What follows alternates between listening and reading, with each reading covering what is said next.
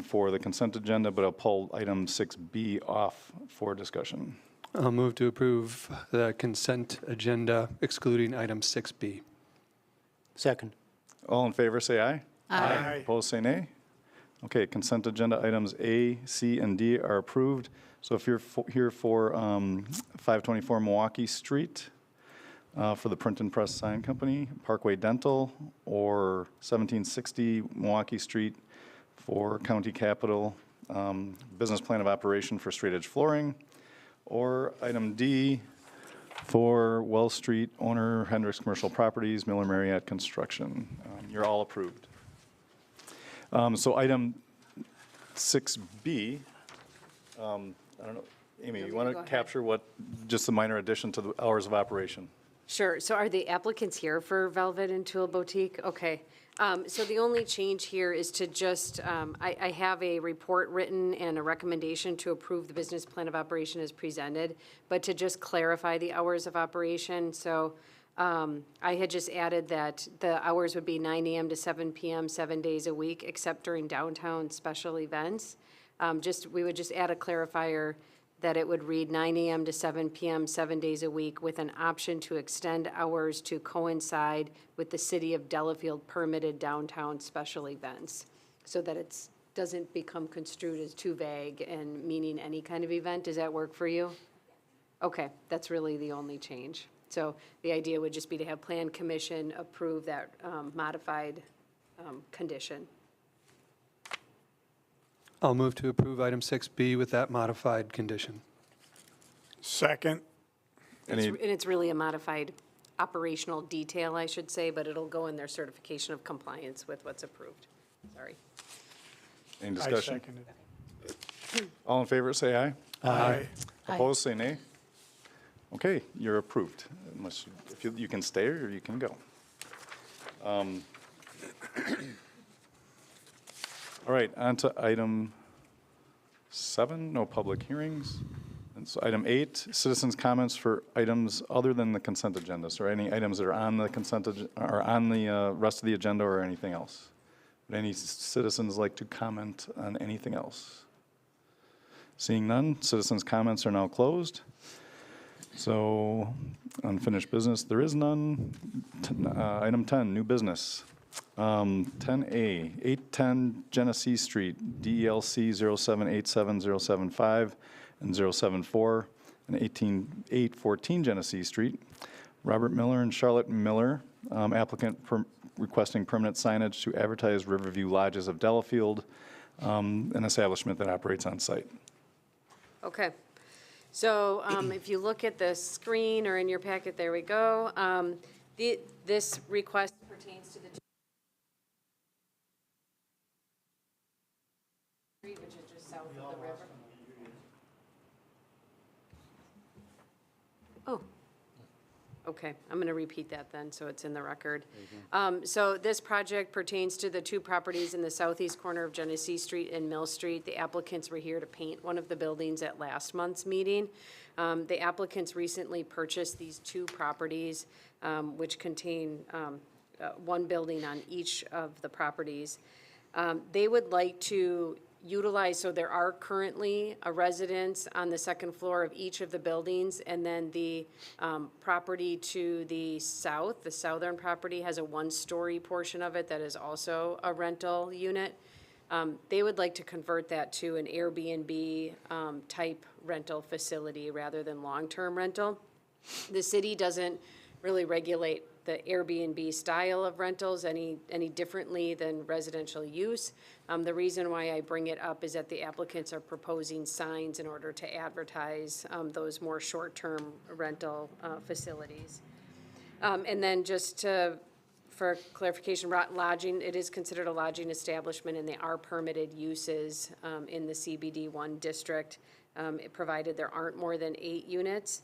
And residential uses do not require a business plan of operation per the code. So the request is really for the signage, and they're proposing 3 signs. One of the signs would be on the north side of the northern building. It's in the same location as previous signage has been. The sign will be 15 square feet, 3 feet by 5 feet. They're proposing to use an aluminum composite material with a digital print on that material, and the sign will not be illuminated. And then there's also a, let's see here, projecting sign on that same building, adjacent to the other building that they own on the south side. So it would be the southwest corner of the building. So normally, the signs need to be 8 feet above grade and meet the side setback. They're using a projecting pole that already exists where sign was previously located. And Plan Commission has the right to approve a sign within the setback. And then there's also a sign on the southern property which will be attached to the one-story residential unit. And that sign will be 8.75 square feet. Again, it's wall-mounted with the same type of materials with no illumination. They did also put I don't know if you can see it on the screen, but they put a sticker sign on the window, the door, I should say. That does exceed, the city's code does not allow window signage to exceed 25% of the window. It exceeds that. I did talk to the owners, and they have agreed to remove it. They're in and out of town quite a bit, so I did tell them if they could get it removed by the end of May, that would be okay. Any questions? Amy, was there a pre-existing sign? You said the sign, the projecting sign, there was a pre-existing sign there?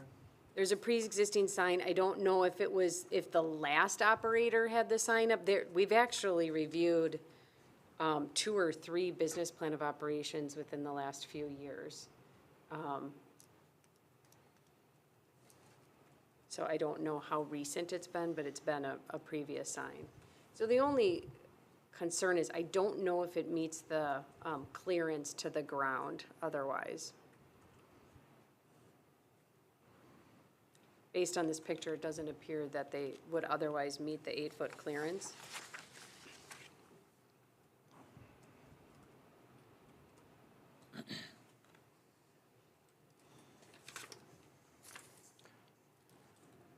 I guess one of the questions I had too was, do we need 3 signs for one building? Normally, we hesitate with that much signage. The number? Yeah. Yeah, your code actually doesn't say, but I mean, I would say that's up to your discretion with your review of the request. It's 2 on one building, right, and 1 on the other building? I kind of thought the same thing. And they have signs. north-facing signage and then west-facing signage with the Yes. projection. And 3 does seem, yeah. I believe, who was the design, he moved, Matt Gerber. Gerber.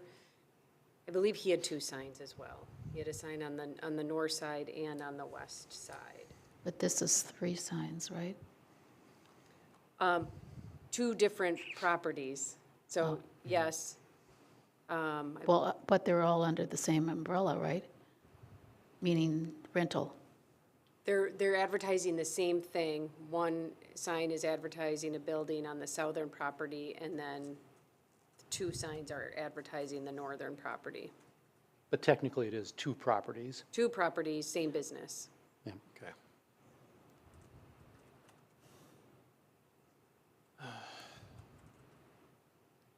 Yeah, I agree. I know currently there is a sign on the north-facing wall, but I think I'd rather see just the 2 front signs. So, you know, it would clean up that wall better, I think, so. I would be willing to make a motion to approve the west-facing signs, not the north-face sign, and also the one sign that's 24 by 18 to make sure that it's elevated correctly to our code. I'll second that. Is everybody clear on what that is? You want to read that back? Can you repeat what signage, sorry? The west-facing sign, the projectings. north sign? Yeah, remove the north-facing. remove, okay. Remove the north sign and have only the 2 west-facing signs. as proposed, but the one that's the 24 by 18 sign to have that elevated correctly to our code.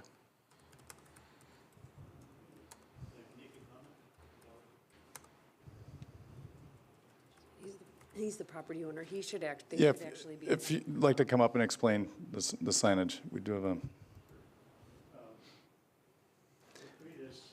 You can sit down and say your name and address, please, and then press the bar on the bottom, and the green light will go on for the mic. I'm Robert Miller, and one of the owners of the building, along with my wife. The previous commercial establishment that was in the 814 building had a sign on the north facing, so you could see it coming in from the north, and a sign on the front of the building. In addition, the previous owner also had a sign on the 810 building facing west. We were thinking in terms of advertising and identifying who we are with the two buildings. The north-facing sign is pretty critical for people coming from the north side. They won't be able to see. There's trees there. Yeah, the visual, people coming along the street even be able to see the sign on the west-facing building is pretty limited. But they are two buildings, and they each have rental units in them. So we felt that it was important to have that visual from both directions. As far as the smaller sign, that also had been used in the past for the same purpose. And one reason we wanted that is the entrance to the residential unit there is in the back down that center pathway, and so it kind of identifies where the unit is that's being rented.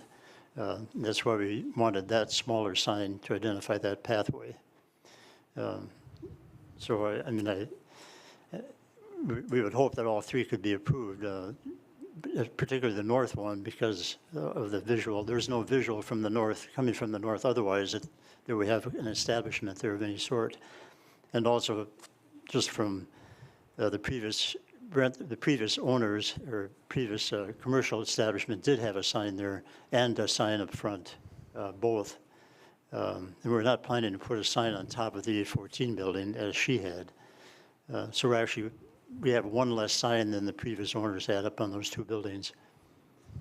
Question I would have for those who had some questions about the sign is Matt Gerber has two, and assuming that's not grandfathered and the previous owner had two, I'm just curious, how is this different?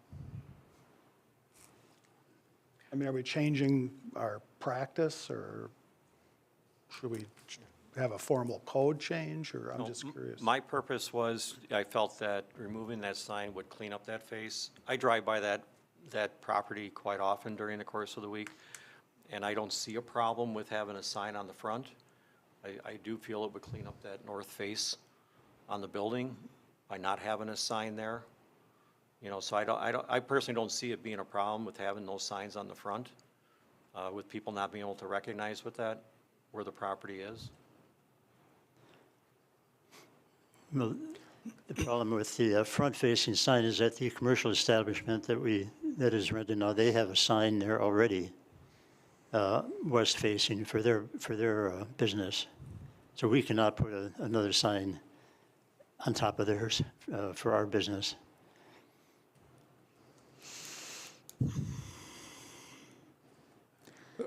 I just comment that, to answer your question, Scott, the time, let's say that someone had felt that there was a sign that was a problem for a long time, the time to clean something up in the term that Ed used, would be at a time of a new applicant or a change of owner. I mean, that's when you would correct something you think was not in keeping with what the characteristics of the building should be for downtown, if that's the intent, but that's the time to do it. Similar to the fact that he's requesting that the height requirement be altered to meet code. The fact that it was there in the past and didn't meet code, the time to approve it, to change it, would be a time like this. Yep, Yeah. I agree. Is there any other questions for the applicant? Can I make one comment about the smaller sign in terms of elevation that's actually hanging underneath the eaves of the building and is outside the pathway of between the two buildings. And it was used that way before. Again, we assumed that since it had been used that way, that we could do it again. But so that's why we requested that as well. Otherwise, there's a post sticking there, and if there's no sign, it just looks like an empty thing sticking out there. Well, I think with that sign, they just want it to be raised to I meet the understand, height. yeah. Is there a challenge with raising the? I'd have to look at it. I'm not sure. It's possible to raise it, I imagine. Ex-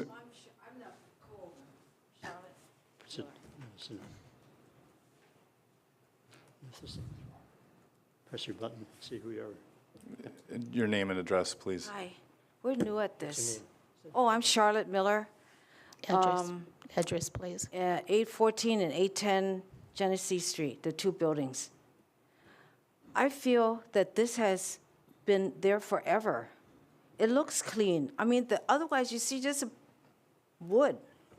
So it's a sign, and like he said, visually, it's good to have that sign there. It's not big, otherwise you see just planks. And we are doing a lot to that property. It's very old. We're painting it right now. We're doing the fence work. There's a lot of work to be done. We bought it. We thought we could continue the business that the lady had before us or the guy had before us. And like I said, we're new at this, so we don't know all the things to be done. And we're hoping just to repeat what the owner did before us and the owner before then, and owner forever. And it's not ugly. It's just a sign. It's a nice sign, too. Give us a chance to improve, to be part of Delafield, to have beautiful Airbnb units, to have nice businesses there. We like to be part of this community and to help it out. Yeah, the point is, I'm not saying it's ugly. I didn't say that, I'm not Oh, saying I'm that, sorry. I'm not implying Yeah. that, okay? So I just want to make Yeah. sure you're clear. My feeling is that north sign, removing that would clean up that face. It would look, I feel it would look more presentable for vehicles coming down the road, as opposed to having another sign there. Okay. I agree. All right. All right, is there any other discussion? Okay, all those in favor of the motion say aye.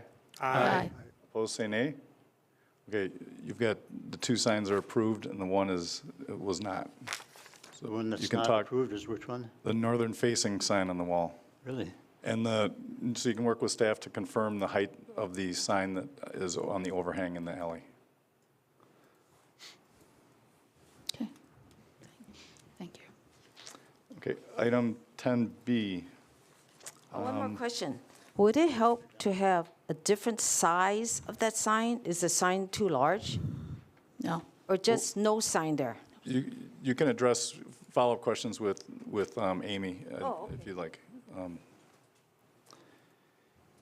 Okay, item 10B, DELT 0811999.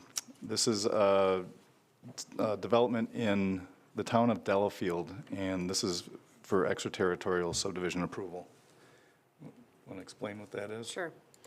So I put this in the regular meeting packet. Normally extraterritorial reviews go in the consent agenda, but just, it has received, quite a bit of, there's some focus in the paper and stuff. So in case you had any questions for the applicant, I wanted to have it on the regular agenda. So, let's see here. Hold on, I'm just going to zoom out on the screen.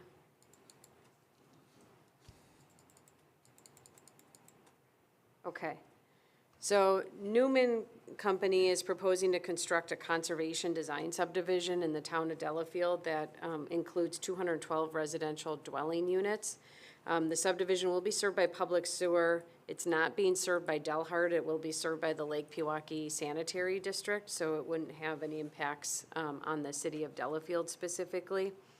And then in order to get this level of development with the density proposed, they did have to go through a pretty lengthy process with the town and county related to rezones and conditional uses for plan unit development. And now they've finally reached the level of submitting the preliminary plat. They'll also have to submit a final plat for the subdivision. So the city of Delafield's extraterritorial jurisdiction is limited to just the, I'll show you here, just the southwest corner of the development. So the development includes 3 parcels. Let's see here. So if you look at the screen, it includes the yellow parcel as 1, and then there's another parcel where my cursor is to the north of the east portion of it, and then there's another parcel between Oakton Road and Gulf Road to the east of those 2. The city of Delafield's jurisdiction is limited to the area west of the blue dashed line that's on the screen. So within that area, there's limited lots. They do range from 10,000 to 12,000 square feet, and then there are 2 larger lots in there that will accommodate 4 units per acre, so duplex type development. And the development is approximately a half a mile from the city limits, and there's no traffic that goes directly onto a city road, which is what we like to look for, to see if there should be sidewalk connectivity or if there's any impact as part of that road connection. So it does not appear that the development has an impact specifically to the city of Delafield. I did have our engineering team take a look at it, and they had a few comments for final plat submittal. That would include working with the Lake Country Fire Department and Police Department to make sure that the road system works efficiently for emergency services, and then also to modify the reference to Timothy Eicher for the mayor. So those would be my recommended conditions for approval of the preliminary plat. Okay. And I should just point out, final plats do go to common council, preliminary plats do not. We usually send the city's preliminary plats to council as a heads up, but we would not send this extraterritorial review to common council unless you asked for that as part of the motion. Is the applicant here? Just in case if anyone has any questions. Is there anything that you'd like to add? Yeah, Ryan Fritz, Newman Developments, N27W24025, Paul Court, Pewaukee. Only comment is the 2 conditions related to the final plat we're completely comfortable with. Okay,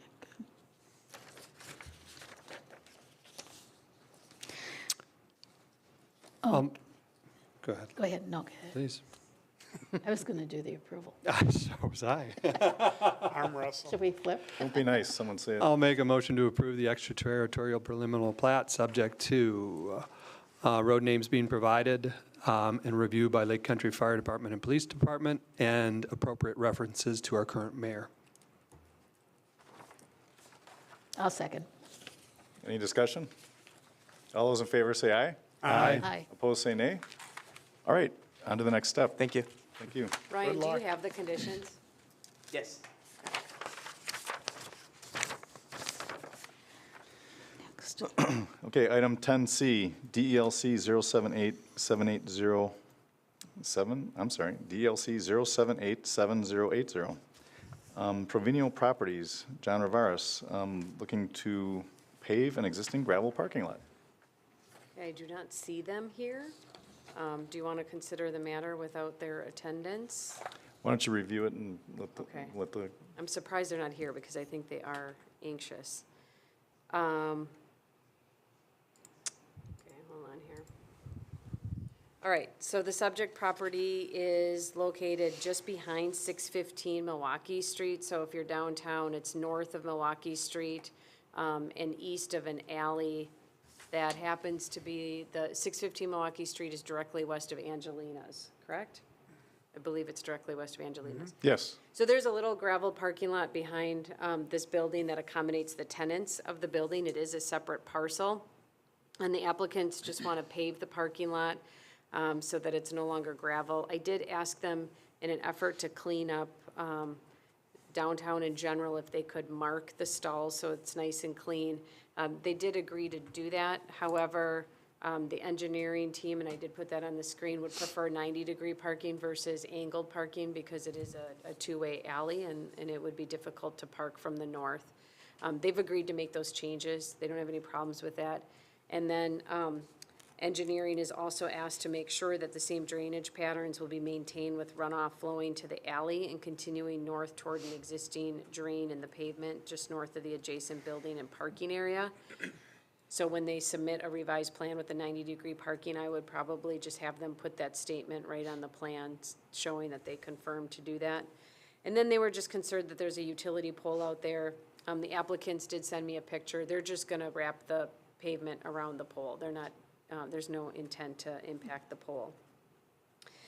So my recommendation would be to approve the site plan improvement subject to all engineering comments being met, and a revised plan shall be submitted to be reviewed by engineering staff that shows the 90-degree parking and no impacts to the utility pole if there are impacts with the current design, which there are not. And the plan shall also include a note regarding the drainage pattern. So we would review that, put that in the file before they get certification of compliance to start construction. And they agreed to all the And they've conditions? agreed to those, yes. All right, so often we do not pass, we make approvals without an applicant here, but if there's, so if there's any concern in moving ahead with this, you don't have to, but this seems pretty straightforward to me. Just a question, I guess, Amy. When I looked on the street, that light pole is like right between parking spot 4 and 5, if I look correctly. They're not concerned about where that light pole is? Well, they said they were just gonna wrap around it, so it's kind of like, Just in the like middle of the lights parking in lot, the and you have to parking lot. avoid it? But what we can do is we can have them mark the exact location on the site plan and make sure that their stalls meet the proper dimensions. The stalls are wider than, they're each 10 feet wide versus what typically 9 feet is a typical dimension. So we can certainly make sure it's put on the plan. It was a question, more than a concern, I guess. I just didn't know. Do you ever park on the west side of Fishbones? Yeah, right. Good point. This isn't a precedent, is that what you're saying? So the applicant was agreeable to these changes, and they were urgent to get it done, even though they're not present. Yes. Okay. I'll make a motion to approve the site plan, subject to the engineering comments being met, and a revised plan submitted to engineering showing 90-degree parking, no impacts to utility poles, and a note regarding drainage. I'll second. Any discussion? All in favor, say aye. Aye. Opposed, say nay. Okay, item 10C is approved. Item 10D, DELC 0754983 and two others. This is 2872 Nagawicka Road, 3000 Nagawicka Road, and 3100 Nagawicka Road. Owners David Frank and Michael and Stacy Snyder. Applicant is seeking feedback regarding a concept presentation to reconfigure 3 lots and create additional lot for the purpose of creating an additional home site. Is the applicant here? Please sit down and say your name and address, please. Do you want to start? Or what? Hi. Yeah, if he Oh, wants to sorry, just- go ahead. No, go ahead and give your name and address and then. All right. David Frank, 2872 Nagawicka Road, Heartland, Wisconsin. Okay, Amy, you want to introduce it? Yep. Okay, so the applicant's proposing to reconfigure 3 existing lots of record and create a 4th lot. So if you look at the screen, you can see the 3 lots that exist are highlighted in blue. And all of the lots are served by public sewer and private wells. They are zoned RE3, which is a 3-acre minimum. And then the long-range comprehensive plan is a 2-acre minimum. So the property owner owns the southernmost property. They just purchased the northernmost property. And then they do not own the middle property, but they're working with the property owners. They would need to be part of this certified survey map. And when they submit the actual CSM for record, we'll want something in writing from them that they are participating. they're willing to participate in order to reconfigure these lots. So the next screen will show, I don't know, maybe this is actually just easier.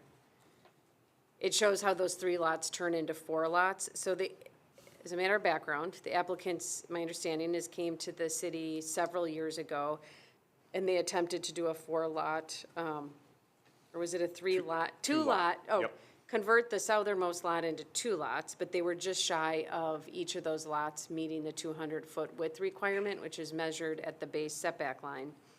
So this allows them to reconfigure all of the lots going to the northern boundary in order to have all of the lots meet the 200-foot width requirement, if that makes sense. They will all meet the lot size requirement. And then the only thing with lot width is when they submit the final CSM, Nagawicka Road does not have the proper dedication, so the city engineering staff would ask for a full 66-foot wide dedication. So it'll push the western black line in a little bit, which could potentially tweak the width. So we'll want to make sure that he still has the 200 feet of width on each property at the base setback line. If they do divide the land as proposed, the structures, the existing structures anyway, will meet the setback requirements. So the purpose behind this is they have a house on the very southern lot. They built this more significant accessory structure, I'll call it, close to the road on the northern part of that parcel. You've got that flipped, right? The southern lot is where they built the, Yes. The southern lot, they own, they have a house, but on the northern portion of that southern lot. nope, that's flipped. Yeah. Oh, I'm sorry, but so the. oh, they own the southern building The is the southern one building with is the one they pool built, house? set way Is back. the new build, Yes, is the that's new one? correct. Okay, I'm sorry, I did not know that. And that, just to be clear, that's what you're calling the accessory building? That's correct. Okay, so the accessory building is not the ranch house closer to the road? Correct. Where I've seen you playing with your dog. Yeah, okay, I apologize. Serious question about that. It's like, wait a minute, that's something backwards. Okay, sorry, Amy, go ahead. Okay, that makes sense, because the driveway looks newer on the aerial photo, doesn't it? Anyway, so he's got one very nice accessory structure and one residential structure. He's been wanting to divide this so they can both be used for residential purposes. That is the goal, so that is the purpose behind the land division. So if he does move forward, there are some considerations. One is in the very northwest corner of the development as a whole, or northeast corner, I apologize. There's wetland, floodplain, and environmental corridor. He's going to need to mark those on the certified survey map and then restrict them from any kind of development. They are willing to do that. They understand that they have those resource restrictions. They don't really impact the development of the site. And then we'd want to see the road dedication, the full 33 feet from the center line, in order to get to that 66 feet in width, and then demonstrate he meets the 200-foot width as part of that. And then there's a few more subjective requirements out of the land division ordinance. So one is that the size, shape, and orientation of lots shall be appropriate for the location of the subdivision and for the type of development and use contemplated. So Plan Commission does need to make a determination as to whether or not this development does meet that criteria. So the new lot does have kind of an interesting dimension on how it comes to a pretty sharp angle in the back of the lot. Typically, we want to see those more regular. There are other examples of, you do have kind of these just very long parcels, at least out here. The northern of the 3 existing lots kind of comes to an angle like that, not as sharp as what he's proposing. Wait, I'm sorry, but since you're pointing it out, the lots across the street immediately to the west, there's a pie Yeah. and a polygon. I'm just saying there's other similar shaped, interesting shapes, I should say. Yeah, it's not incredibly unique to this area. And then the other provision is that new lots that are created shouldn't have an excessive depth to width ratio. This would exceed the 2.5 to 1 depth to width ratio that's recommended in the code. Plan Commission does have the ability to waive that. This is another example of how there is an existing pattern of development within the area of long, narrow lots. His lot, current lot, happens to be pretty wide in comparison to some of the other lots that are out there. Amy, can I ask you a question Sure. about this? Do you know what the rationale is behind the ordinance or whatever it is to not have a narrowing lot A like really this? long, narrow lot. I mean, it's a good question. It's in a lot of ordinances. My guess is it probably comes from sewer pack from many years ago. I think it's just to have orderly development that sometimes they do get like really long and narrow and it becomes an awkward situation. So I don't know if I have a really good answer for you. Okay. I know it's a common requirement in a lot of codes. Okay. And then finally, there's this, what do you do first? He can't have two houses on a lot, and he can't have an accessory structure without a principal structure on a parcel either. But the way the code is written, as long as he has a building permit for a home, then he could proceed with the land division. So the easiest thing for him to do would be to go through the CSM process, get his approval from Plan Commission and Common Council, make it subject to a permit being issued before the city will sign and record it. And then he's got his permit ready to go. And he just needs to record the CSM and then he improves the structure to convert it to residential use. So those are the three big ones. The other two he can just comply with. And Amy, the excessive lot depth exists currently and would continue to exist. That's correct. Yes. It will create that particular piece will become two narrower pieces. Okay. But it exists on the other parcels. I'm curious, how did you come up with the configuration of the second lot from the south? The being at the far back end is 27 feet. Yeah, so if you said you drove by, I think that was you that said you drove by. So if you came to the back of the property of 2872, what you'll notice is there's a hill and there's all these trees that block off the whole back of the house. And that's kind of why we decided where we put the accessory building, because we always had a plan of attaching a major, we basically built our basement above ground, right? So it's like an entertaining area, and it's where we store all of our lawn and garden equipment, et cetera. And so we always had the plan to do that. And the reason why we put it there is because when you look out from the back of the house, you don't see it, right? It's blocked by all the big pine trees that are there. And then there's just a natural hill, which that's why that house has an exposed basement.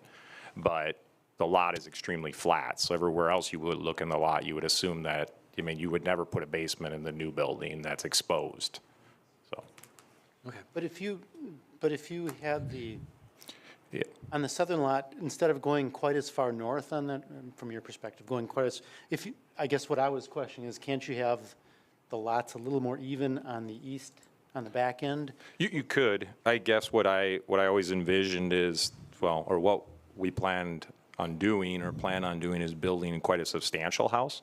And the view out the back of the house, all that land, then when you look out the back of the house would be yours, right? It's not that you're really sharing it. So that's why. And then the reason why I had to go to a pie like that is because you have to have a minimum of 3 acres. Okay. Right. So that's why I went with the pie shape and then going all the way. And then we frown on flag lots. So if I would have went and done a corner thing, then it would have been right. Even front worse, up. right? Yeah, it would have been Okay. worse. You got as much as you could, still complying with the rules. Roger.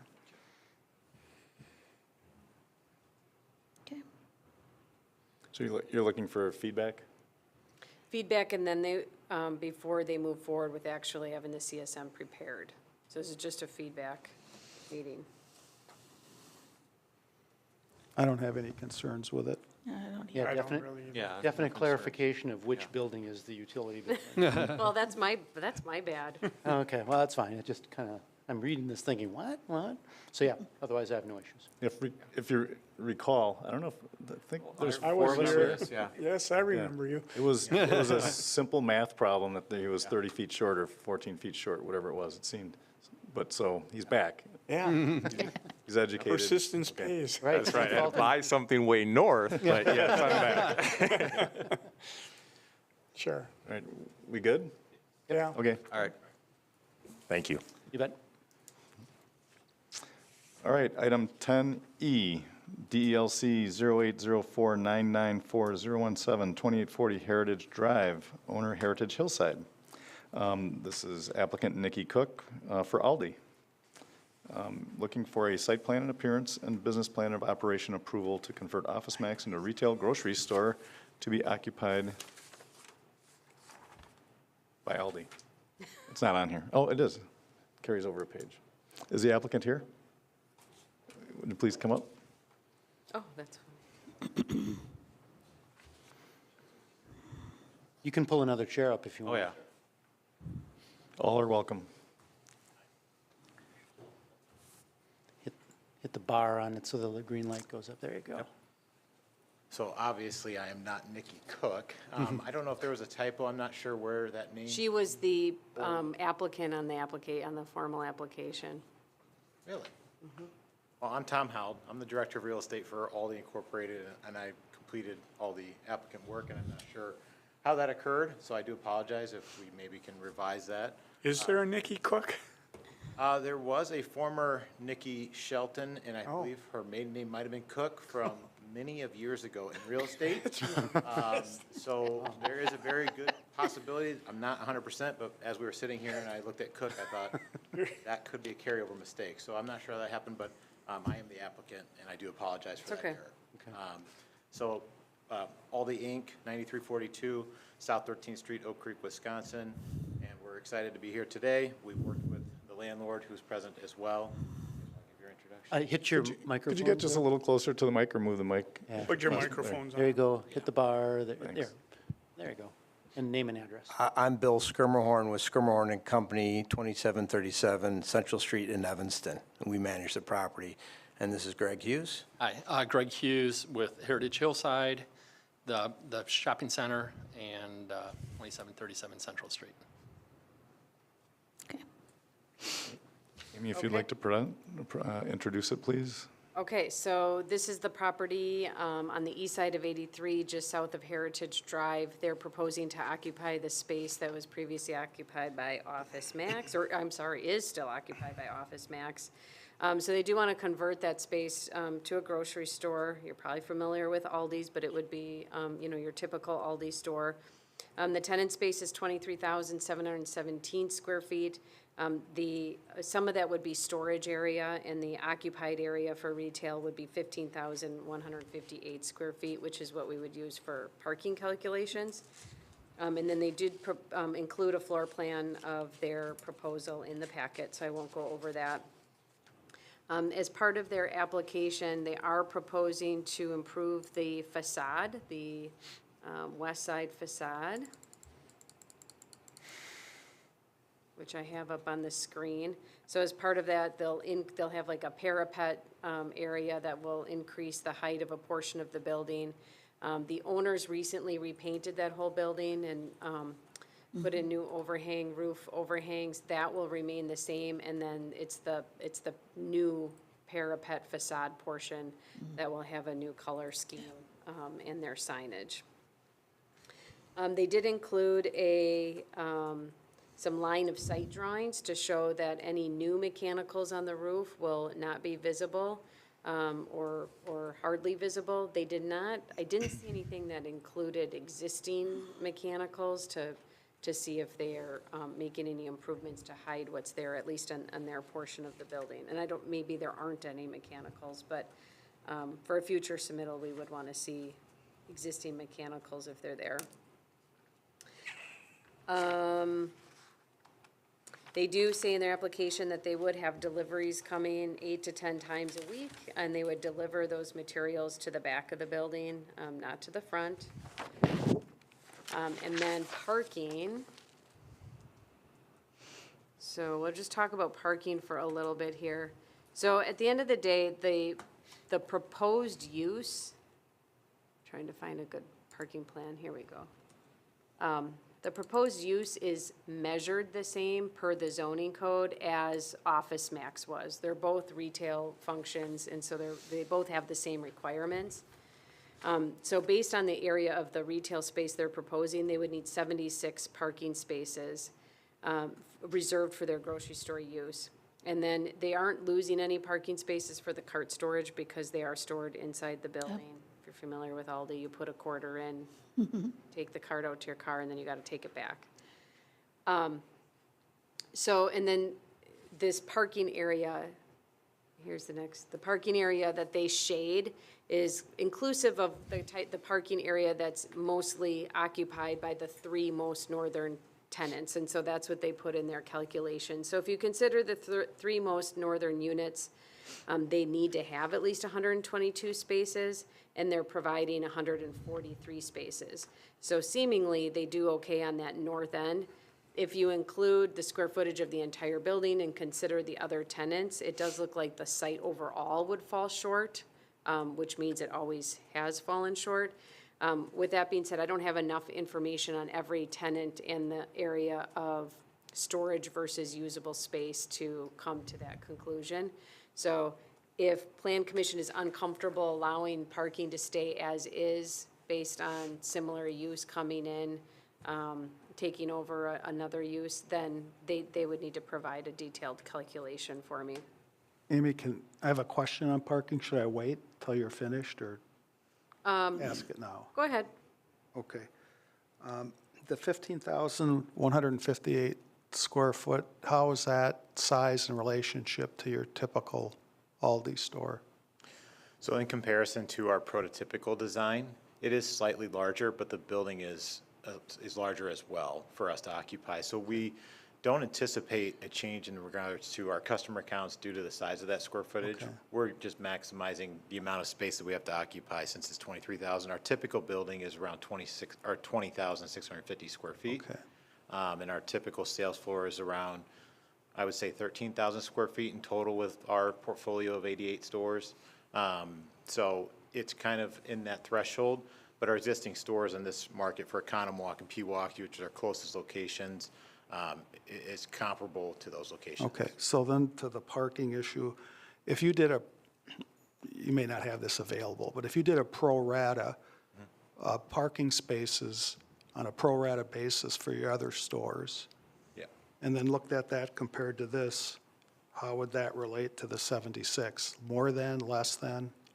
So we are significantly overparked for this location for our operation. Our existing store in Pewaukee has 77 parking stalls, and our existing store in Economwalk has 80 parking stalls.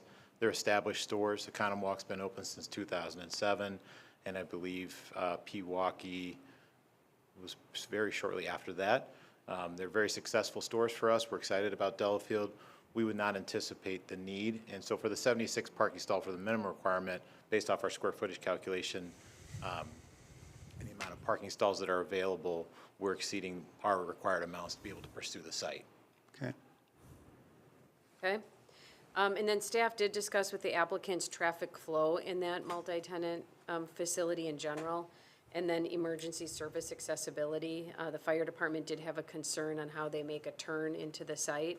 The applicants did agree to make some adjustments. In fact, they've already submitted a revised plan to show an improvement at the entrance with how the islands are situated, and the fire department has approved that. So, and the engineering team hasn't taken a detailed look at it, but the fire department is satisfied with the adjustments that they're making.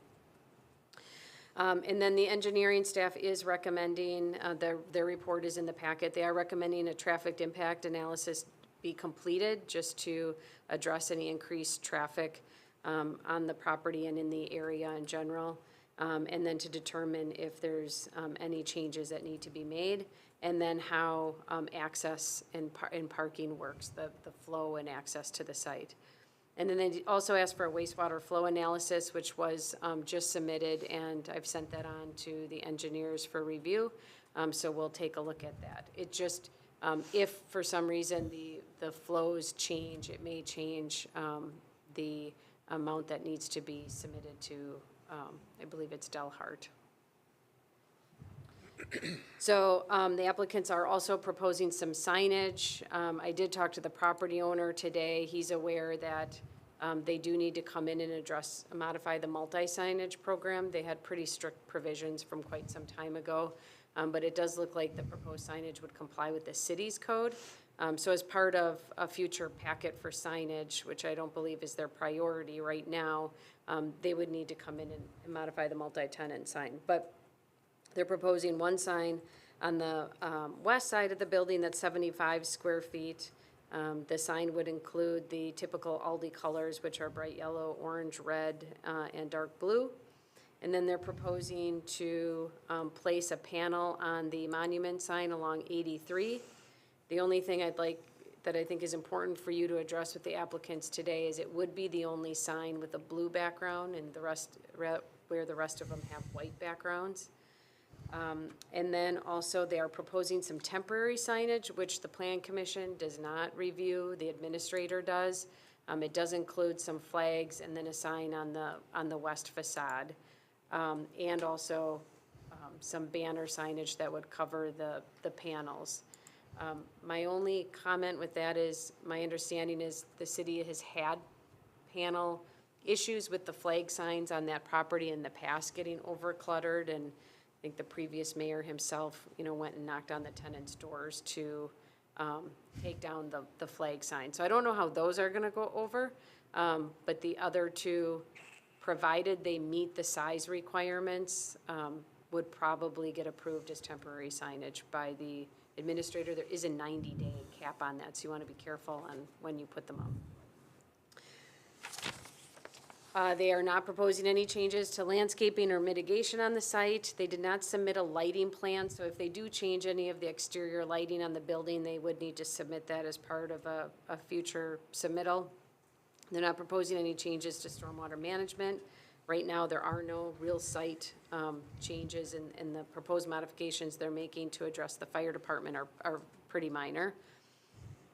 As far as business plan of operation details go, they plan to have 15 employees, being open 9 a.m. to 9 p.m. 7 days a week, and then they would have those 8 to 10 deliveries per week, mostly outside of the business hours.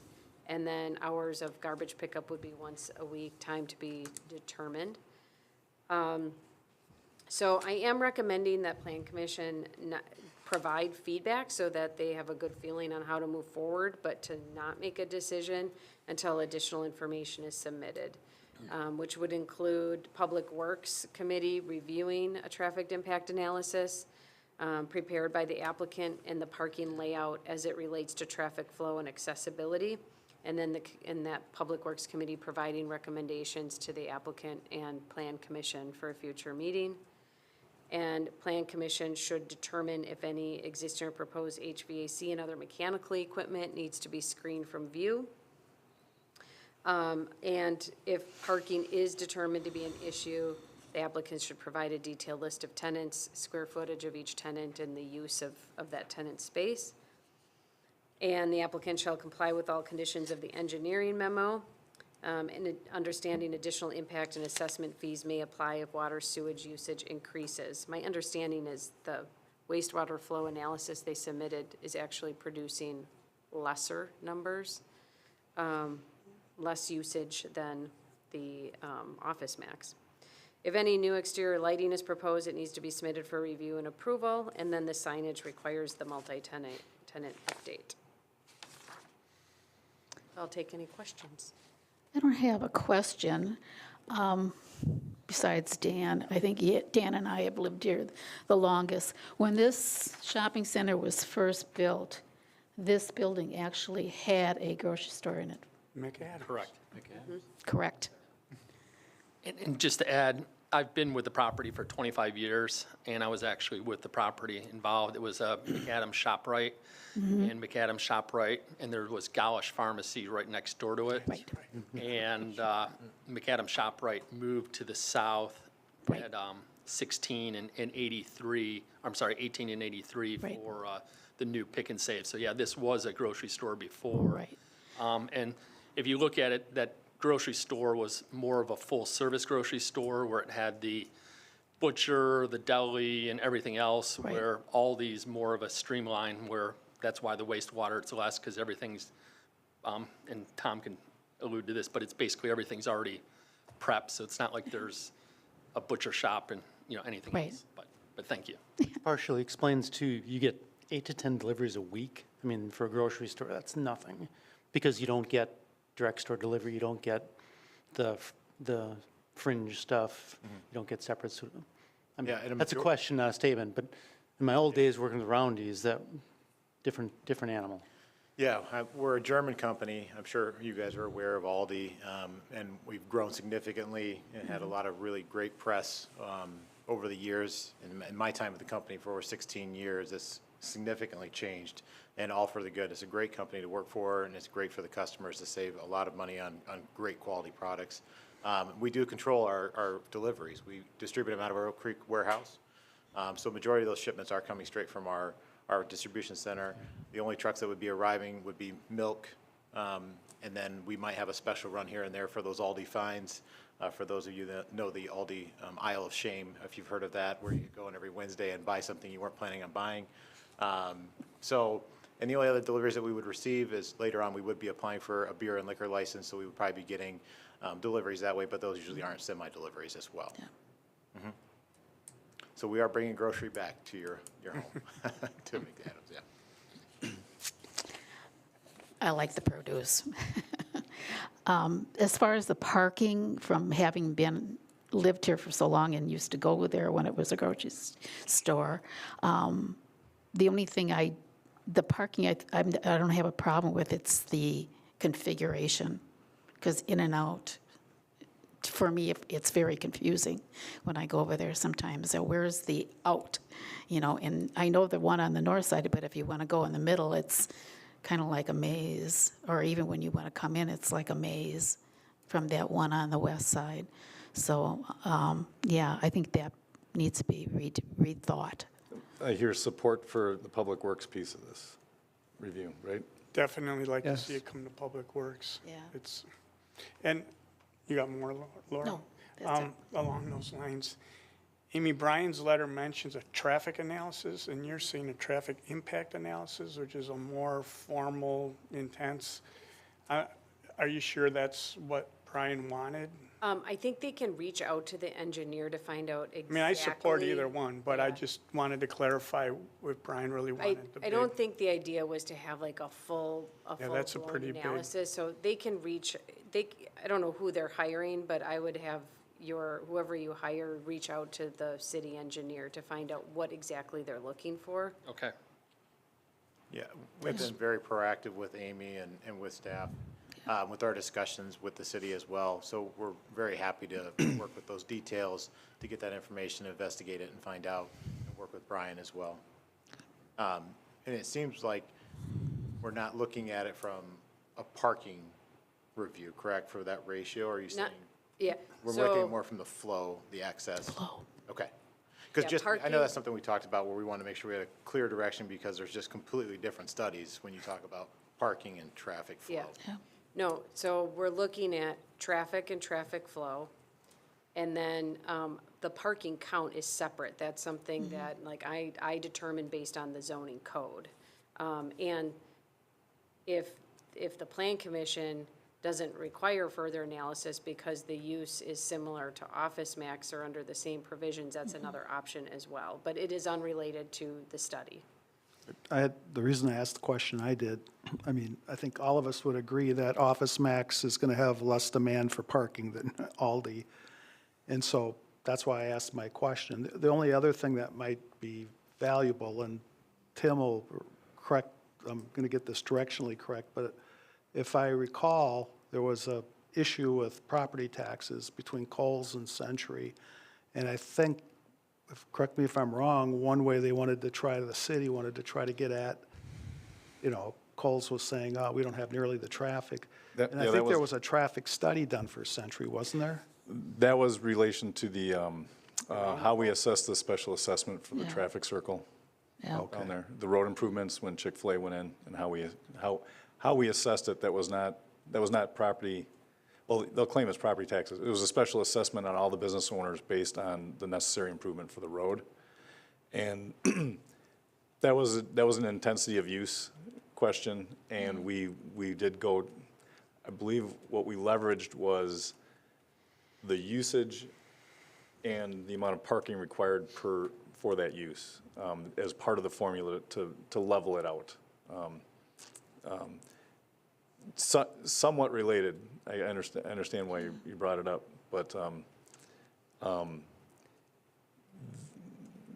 Amy's asking for, I mean, I guess I'll go to the point of what Amy's bringing up, and that is, would you find it valuable information to go through the exercise of determining the square footage and what our code actually says is required for parking for this entire mall, as a part of the moving forward, whether they meet that or not, understanding this, what our code says versus where they're at today? Because that's based on usage and square footage, right? Yeah, And retail, office. But Office storage. Max and Aldi's are the same? Yes. for parking. So they're both, grocery store and Office Max are both retail stores. So Well, it's that doesn't really make not a any matter- sense. So so the point would be knowing whether or not they're meeting the parking standard, 20 above or 20 below, and what would we do about it, right? So is it worth the exercise to go through it for this site is the question. Was that valuable information or not? I think if you- I should say necessary If information. you drive through the parking lot, you have to agree on two things. Number one, in front of Office Max, it's empty.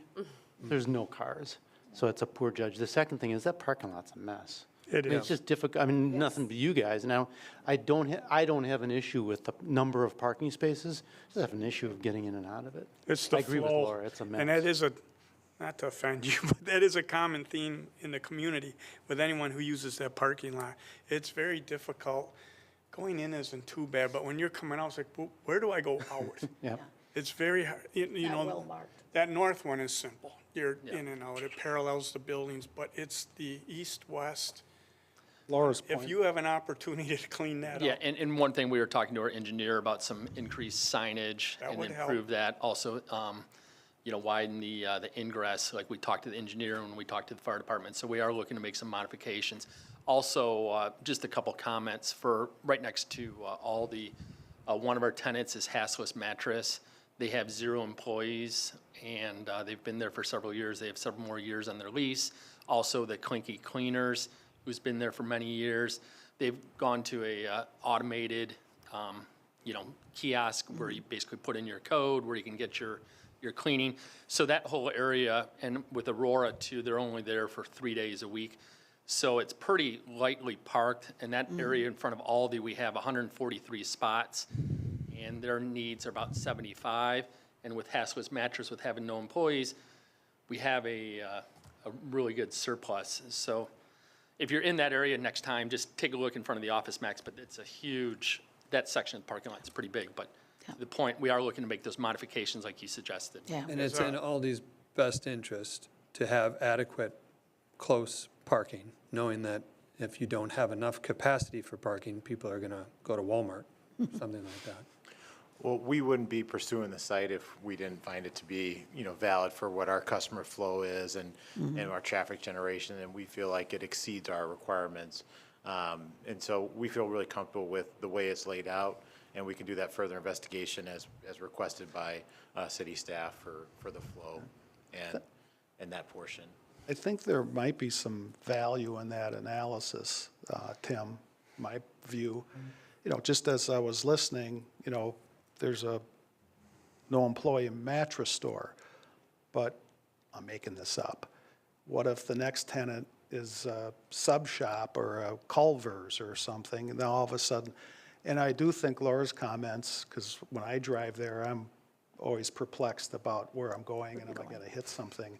And that might be a result of the design of the actual structures. But I think there would be some value in that, not just for Aldi. I was satisfied that your relationship with your other stores is similar to what you would have here, but there's some other challenges there. well, as an engineer, I'm always looking to clean things up, and I know what it would take is a nice in and out aisle, a big wide aisle, but you lose parking. You're going to lose some of that parking, but whatever you can do to clean that up Yeah, sure. would be great. Yep. To address a couple other follow-up questions I just made notes on as we were going through commentary, we are not reusing any of the existing rooftop units. We're replacing all units, so we just have what we put in for the line of sight, Amy. So we wouldn't need to put screening on the existing units, and they would be shielded. It'd be very minimal. It would just be at certain angles, but at this point, you see all the rooftop units on the other adjacent tenants more than you would ever see ours if you're just happen to be, the right angle. So the other item that was brought up was in regards to the signage as well, for the common pylon sign for that top panel, and for us to just get feedback as a future anchor tenant for the shopping center. It was important for us to have our image for that top panel as one of our internal requirements. And so I just wanted to see if we could have comments in regards to feedback on the pylon sign. As Mike, far can as you the put color? the screen on, the packet screen? Okay. Do all the other tenants, all the other tenants do abide by the white background? Yes? And there's an is all the applicant willing to adjust that to be consistent with the rest of the tenants? If it's not an option for us to pursue our standard prototypical signage, we can look at alternate options. It just doesn't give us the appropriate color scheme if we were to have the same red lettering, and doesn't let us stand out prominent as the top anchor of the panel. I thought years back, the thought was to keep everything somewhat neutral, to blend together. I kind of like the idea of having corporate colors. That's partly why they're there. It's why they want to stand out. So you can pick any kind of business that could possibly go in there. And we've done that with some of the businesses. And I personally don't have a problem with seeing corporate colors up there. I think it does help that particular business and why they want to choose that as their location.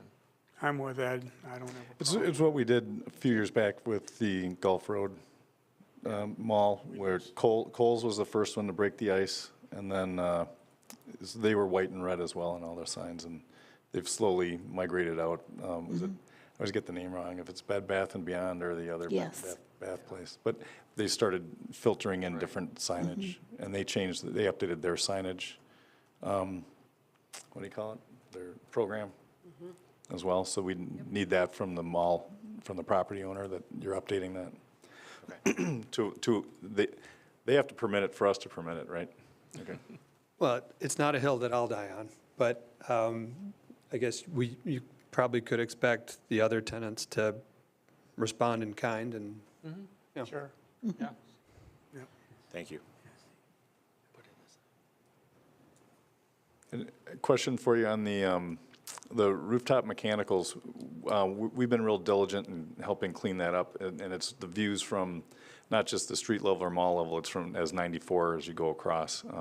Those are pretty stringent requirements we had for the Chick-fil-A development and then the Olive Garden that went in. And so that you're considering those sightlines in your?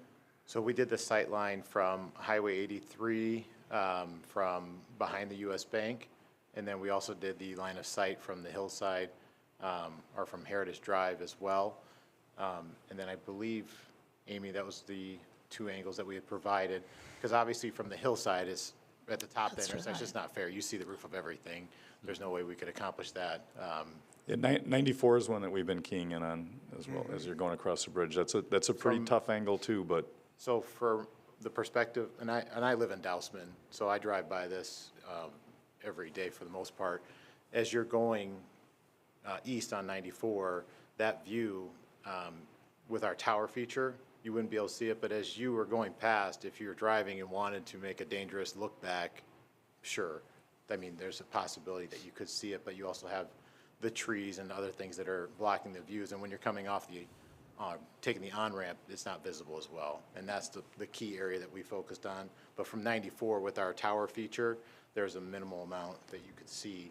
I believe it was only about 2 feet maybe from the line of sight for just a portion of the top part of our evaporation coils from a refrigerator unit. I'd say share those views, like just share that perspective with us in your submission So we update. have, Mike, can you just go to a single screen? So on page 98 of the packet is the sightline images. And the lower image is the one that I'm speaking of, Mayor, for that line of sight, for that angle from the elevation of the If you can zoom in, it's really hard to see.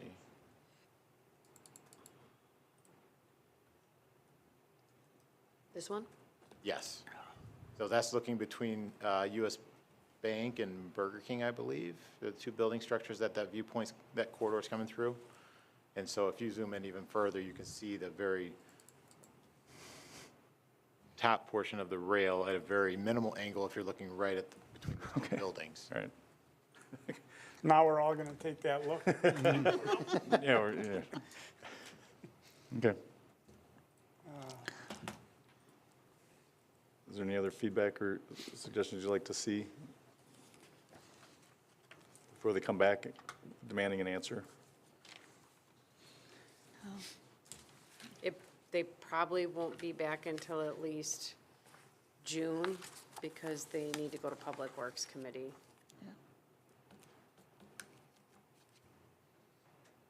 Which is next week. Yeah, so it'll probably be the June Public That's what Works I'm Committee. thinking. Next week, Wednesday is Public Works. And so you're saying we need to go to the Public Works meeting prior to the next Plan Commission meeting, so we wouldn't be on until the July meeting? I'm thinking June. Public Works is the first week of the month and Plan Commission's the last week of the month. Got it. So we would have time to Okay. prepare a report. I would ask if it's possible for us to have consideration to approve the elevations or certain components to help me expedite and continue to move faster with our due diligence internally in our design process, because it is beneficial for us, because our lead times for certain components, as you're very well aware with construction, that lead times are significantly increased. And if we're looking at this from doing our due diligence on the site, I think that there are things that we can do to make sure that we address those concerns and incorporate those as a contingency.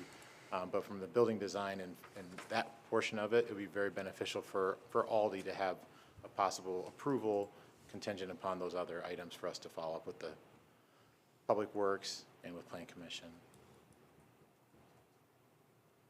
So then you would just be approving one piece of it and do it a little more incremental? Well, he asked for approval contingent upon completion of the rest of the Yeah, items. I mean, that's, So that would be approvals, and then it would be up to staff to confirm that this is all getting done Oh. after Public Works. I would prefer that the approval, if it's limited to just the elevations, be subject to meeting everything else to come back to Plan Commission for approval, not staff. These items are too significant for staff to review, but I mean, I think it's okay to approve the elevations, but everything else should come back here.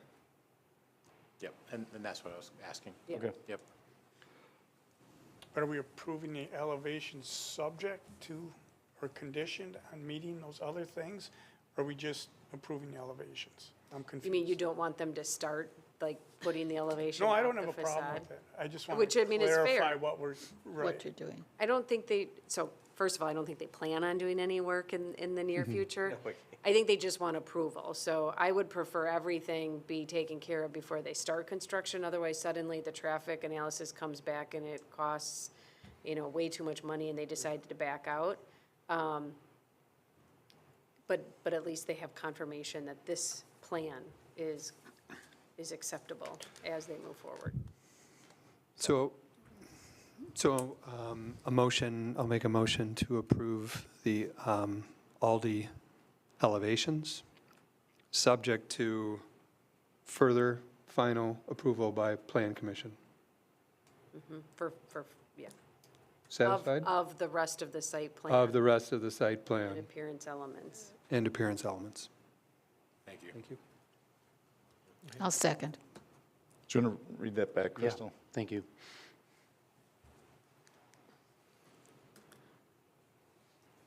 Okay, so motion by Grimmer to approve the Aldi elevation, subject to further final approval by Plan Commission of the rest of the site plan and appearance elements. Yeah. Yes. And then if you want to come back in May for or the multi-tenant piece of it, I mean, you can do that as a separate application. If you want to keep things. That's a going. separate item, right? That's 10F. Yeah, it is a separate item. So,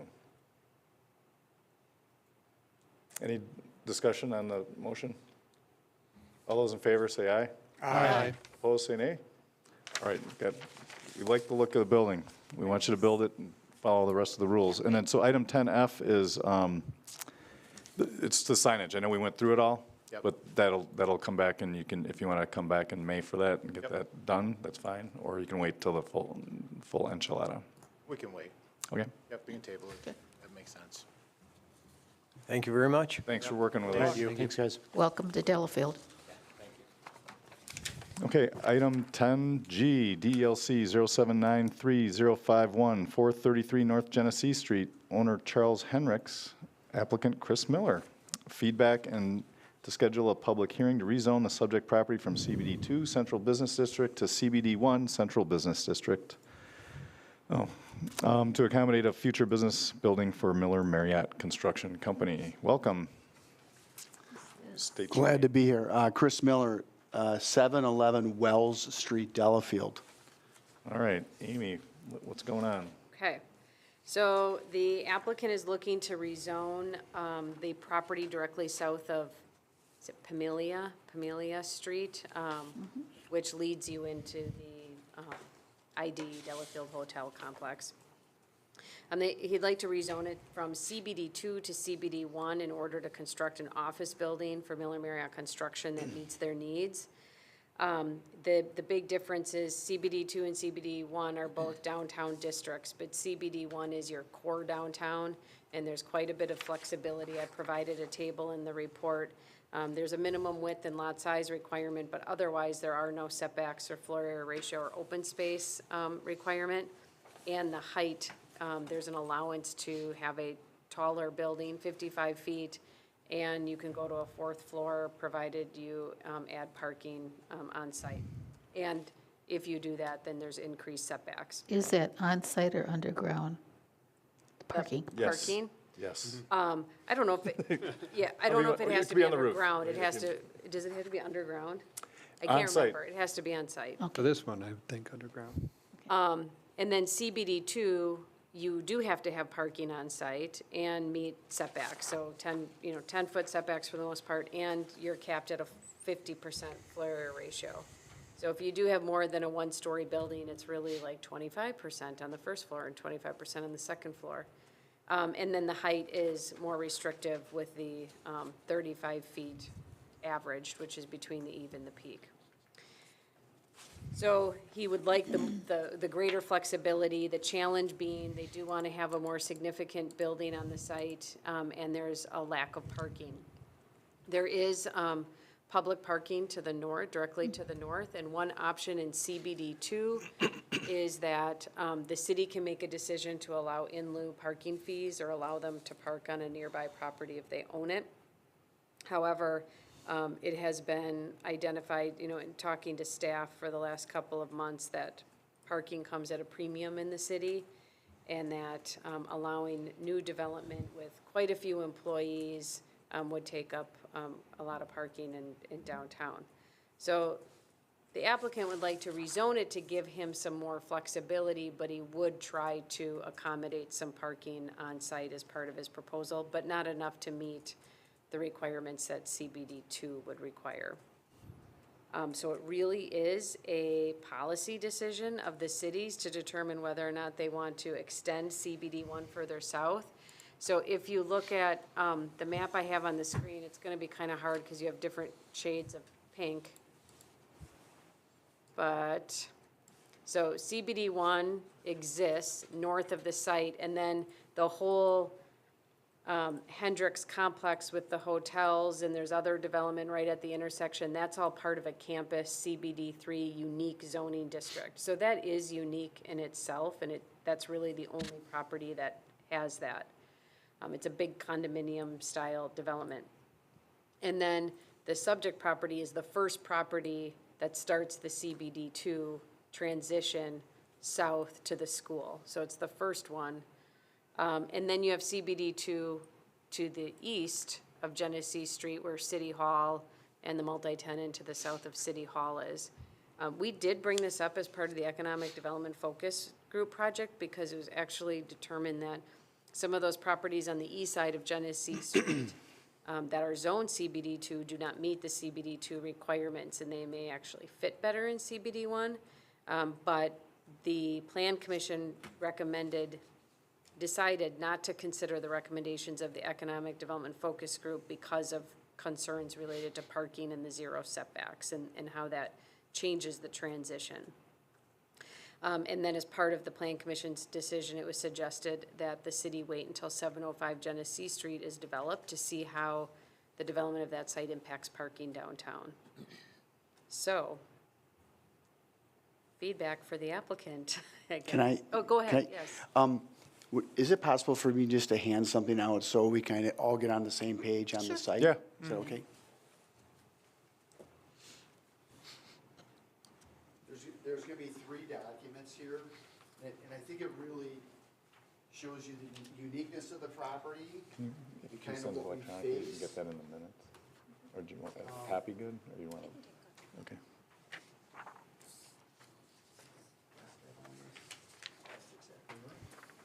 I won't mark it up. On page 1, shows a building, and these are just examples. This isn't like what I'm proposing, it's just, it is explaining what we face on this property. It's very unique, it's small. I would argue that that parking to the north of that building, and I drive by it quite a bit, is almost never used. In my experience, and I'm in Delafield a lot, I've only seen that parking lot full once, and that's when I went to an event at the hotel on like a Saturday night. Other than that, I've never seen it. That's been my experience with that parking lot. And I do keep an eye on it, especially because of my interest in it. So I'm kind of arguing that that parking is a good reason to allow my ask for this property. And then I'm also going to explain some of the dilemmas we face with CBD2 on this property. So on the very first sheet, I'm basically showing the property, and that building that we're drawing on there is a building that would meet the floor area ratio of that property to its maximum extent, which is basically 50%, with all the appropriate setbacks. As you could see, if you wanted to redevelop that property, you could get no parking at all, okay? And it just is very limiting to what we could do. On page 2, we show another building, and again, these are just examples, of another building that would meet the floor area ratio, but it's actually a 2-story building.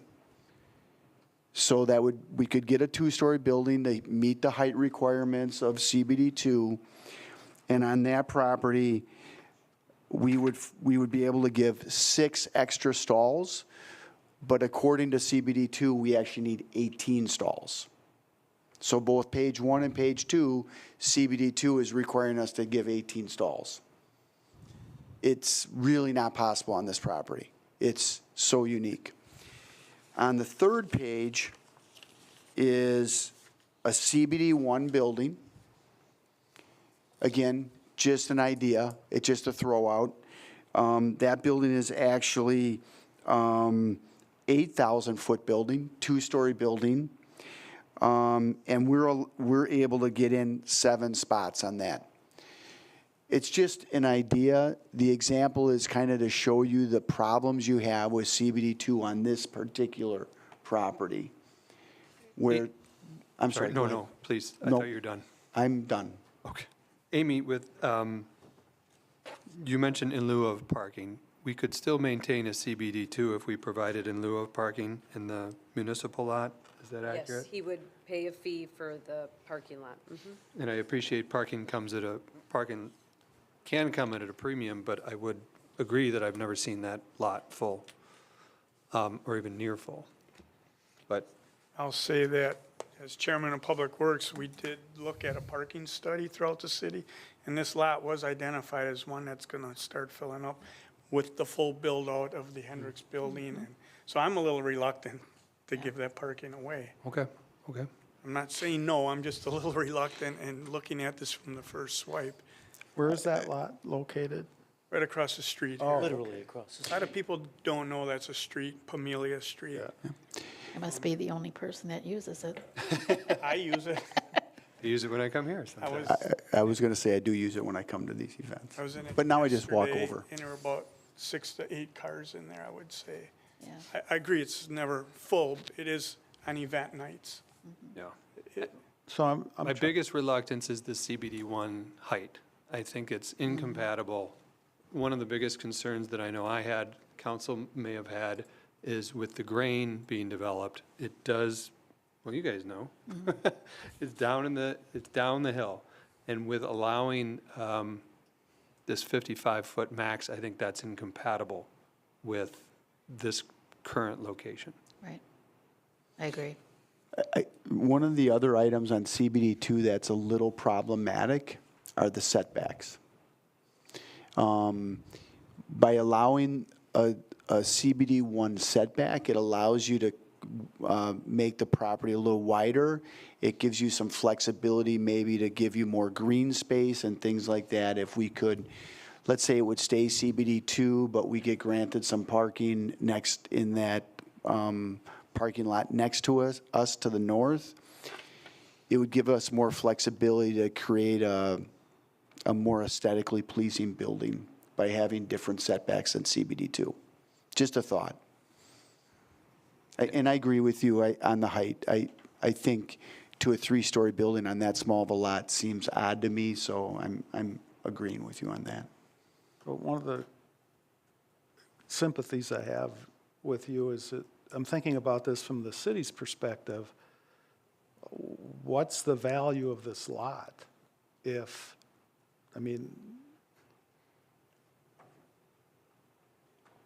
if you have to follow all these guidelines, I don't think anybody's going to build it. The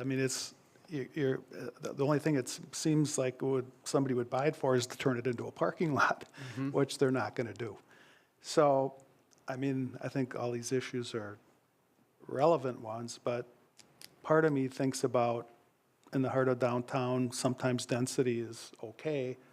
You do have to have parking, but I think some flexibility, unless we just want to have an empty lot there for generations, makes sense. So to take off your point, if you really look at CBD2, you're really not going to be able to redevelop the site other than what's there. The house really isn't, it's not conforming on setbacks for CBD2. It has an inferior well. There's a lot of things that we would like to clean, would get cleaned up if we redeveloped it. So I think you're dead on. It's at CBD2, I know I'm not interested. And I've told Charles that if I can get it rezoned where I could build a building for myself, I'm interested to buy it and reinvest in the property. But at CBD2, it doesn't make any sense to me. I can't use the property. Chris, what do you do? You're right down the street here. What are you putting in there that's not over here? Maybe if you told me that, I'm sorry. But. I didn't. 7-Eleven came up kind of by accident for us. I got a call from Hendricks. I was really out of space in Heartland, and quite frankly, I was looking to move to Delafield. I was able to renovate that space in 3 months, and we moved in this last week. So we are here. We're very much enjoying that space. At the end of the day, I did like owning my own building in Heartland. I had this opportunity with Charles. I would like to really make my own building. I've made this building accommodate us, and it is great, and we're happy to be there. But I think having our own building, our own signature building, is what I would prefer. Just out of curiosity, what kind of parking for your current business do you feel you would need? I have 18 employees. You do have 18 employees. Now, I think there's 23 spots there, right now when I counted them up. When I say that at any one given time, I probably have, I guess on a Tuesday when we do production meetings, all 18 will be there, but rarely do we have more than about 12 at a time there. And then we probably have 1 to 2 customers a day, which is one of the reasons we want to be to Delafield. We did want something for our customers to do. after they visit us. And the fee in lieu of parking, is that a one-time fee? How does that work? It's a one-time fee per, tenant. Okay. So if he were to rent out his space and a new tenant would come in, then they would pay the fee based on their use. But is that actually, that's not actually assigning stalls to people. That's a fee that just says. Right, It's up I to the understand. city to deal with the parking problem later. So they're not labeling stalls in there. Oh, I get it. Well, I do agree with Scott that if this property is difficult to develop without some adjustments, as you said, as Chris has said. And if we can, my biggest reservation is the height. And so if we can somehow square that circle, it's got my support, but Are there any other, because if height is the only issue, we could. that's talk- my only issue. Okay, we could talk internally as staff on different mechanisms to deal with that. Are there any other concerns besides height? Is parking a concern? I feel it is. And I really wouldn't have a problem if we did a hybrid, if we let them build out to CBD one as far as the setbacks, but keep the smaller height with CBD two and try to get as much parking on that lot as we could. Yeah. I wouldn't mind seeing something like that. Yeah, I would agree with Dan on that one. I don't know, this might be a ridiculous idea, but there's a park and ride 8 blocks away. That might be an option as well. I mean, depends, if you're looking for compromise. I don't know. Yeah, we would have to look at that. Where's the park and ride at? By 83, you're talking about Oh, that isn't one? there one right off of Nagawaga C? Ice rink? No, the one over by C is gone. Yeah, Oh, is it? Oh, Been it went gone away. for a Yeah. number of years Okay, now. then it's more than 6 blocks. Yeah, I was thinking But it's that's still in the miles neighborhood. I tried to meet a friend there like a year ago. It didn't work. So he was asking for a public hearing. We could, if you want to schedule that, staff could meet, right?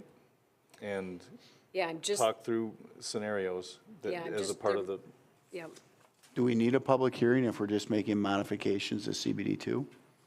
well, if you make modifications to CBD two, it's gonna either be a text amendment or a PUD. Gotcha. Or CBD one with conditions. I think we have to talk about. Okay. We have to figure out what that means.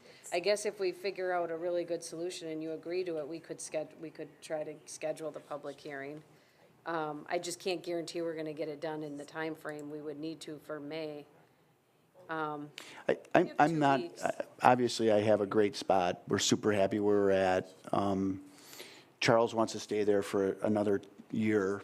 So this is really kind of, I would like clarity so I can decide what to do with the in fairness to Charles as well. But the reality is, I'm really not going to move forward probably for another 2.5 years. But I would like to get clarity for Charles so he knows I'm buying it and I can close on it this fall with him. So, I almost feel like we should come to the May meeting with another possible solution or multiple solutions and then schedule a public hearing. Otherwise, it's open, we're noticing everyone within 300 feet and we might Yeah. not have a perfect do solution. do you want me to schedule time with staff and go over and kind of see if we can come up with some solutions that work? Because I agree on the height. I'm in total agreement on that. And it's really the parking for me and the setbacks. Like, can we work with the setbacks? What did, Yeah. with John over by your building, we had him use adjacent parking from another lot. Would that work down here? John, oh. I can't think of his last name. That was for, yeah, you can use parking within 800 feet of the I'm site. just wondering if you own B it. Fitness, He has to be the owner of the property. And it has to Chris be would within have to 800 be. feet, so I don't think a park and ride would work either. And B Fitness, it's right adjacent. that already has such tight. Yeah, I think it probably is. I'm just throwing out ideas. I think if you're going to give them parking credit, it probably does make most sense to get the credit from the lot directly north of him. I mean, that's where people would.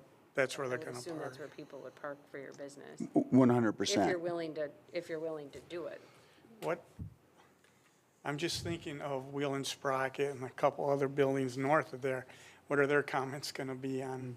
Because even if it's once a week, 18 spots, you're gonna fill up that lot. And it's gonna be a lot more use than it is today. And we do have to consider that full build-out that I talked about earlier.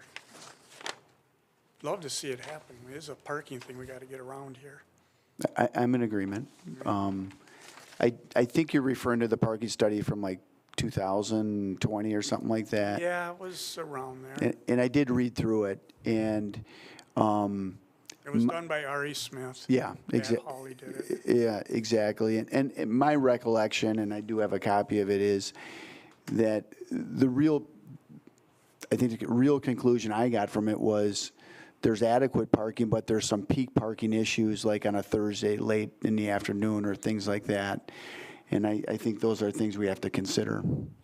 Agree, but what's happened since too, that, I don't believe that took into account Beacon Hill or St. John's Estates, whatever that one's called, that those people may drive down. They're supposed to walk. I know they are, and I hope they do, but, You tell them that in the winter. yeah, exactly. So, not, a little bit of effect, I Sure. think, from. Yeah. So I think the Beacon Hill people are going to walk. So we need to move, we need to move some pieces around to come up with a more creative solution than what we have right now. So let's Yes. work on that, and Yeah.